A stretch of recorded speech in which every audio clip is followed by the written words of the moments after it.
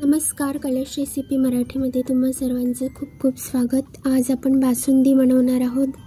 बासुंदी हा एक महाराष्ट्रीयन पारंपरिक पदार्थ आहे जो दुधापासून बनला जातो आणि त्यामध्ये मी 2 लिटर दुधामध्ये 2 वाट्या साखर घालून घेतलेली आहे। तर दूध मी आधीच थोडं घट्ट करून घेतलं होतं, पण साखर घातल्यामुळे ते आणखीन पातळ होतं, तर याला आपण आणखी घट्ट होऊ देणार आहोत। तर मी यामध्ये काही पदार्थ घालते जे मी आधीच घालून घेते, कारण त्याचे फ्लेवर जे आहेत ते दुधामध्ये छान उतरतात मग।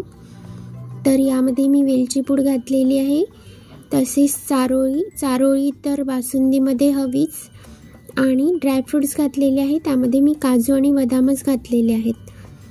तर काजू बदाम आधी घातल्याने ते थोडे सॉफ्ट होतात आणि छान लागतात मग खायला, दाताखाली येतात तर। आणि याला मी आता छान आटवून घेते। 1 लिटर केलेला आहे मी 2 लिटर दुधापासून। तर इथे आपली बासुंदी छान तयार झालेली आहे, तुम्ही बघू शकता। जर तुम्हाला यापेक्षाही घट्ट हवी असेल तर तुम्ही थोडा वेळ दूध आणखी तापवून घ्या। तर मला एवढीच पातळ आवडते आणि खूप मस्त झालेली आहे, टेस्टसुद्धा अगदी अप्रतिम झालेली आहे। आणि तुम्हाला कशी वाटली ही रेसिपी मला नक्की सांगा आणि ट्राय करून बघा। तर भेटूया आपण पुढच्या रेसिपीमध्ये। धन्यवाद।